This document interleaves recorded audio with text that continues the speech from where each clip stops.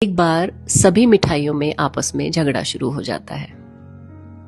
रसगुल्ला कहता है मैं सबसे मीठा हूं।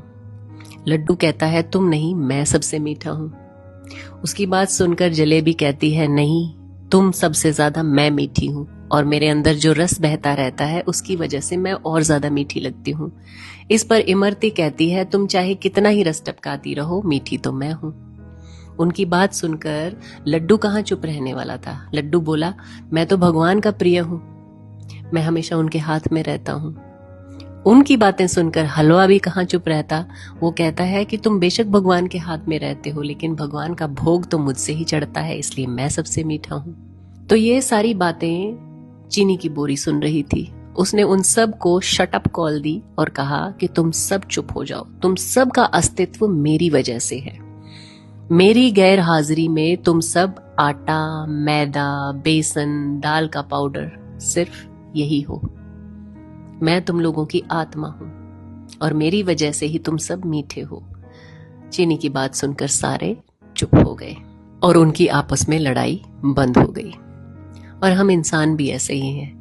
किसी को बड़ी गाड़ी का गुमान है, किसी को बड़े घर का गुमान है, कोई अपनी जमीन जायदाद का घमंड करता है, कोई ऊंचे खानदान की दुहाई देता है।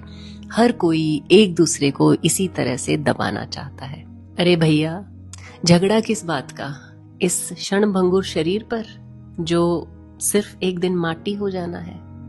याद रखिए, भगवान को सब कुछ मंजूर है, लेकिन घमंड, अभिमान, दूसरे को नीचा दिखाना, ये सब बिल्कुल नहीं भाता। हमारे शरीर की शोभा सिर्फ तभी तक है जब तक इसके अंदर जान है।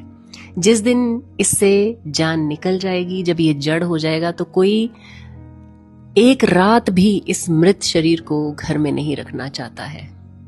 और हम इसी बात को पहचान नहीं पाते हैं कि एक दिन हम यहां से रवाना हो जाएंगे, फिर हमारा भी सारा प्रोग्राम दूसरे लोग ही बनाएंगे, मिट्टी में मिल जाएंगे, लेकिन फिर भी जीवन भर इस शरीर को संवारना सजाना छोड़ते नहीं हैं, अपनी इस अकड़ को तोड़ते नहीं हैं, दूसरों की मदद करने की सोचते नहीं हैं। और जाते जाते एक भीतरी और गहरी बात और सुनिए, जिस्म और रूह का क्या गजब रिश्ता है।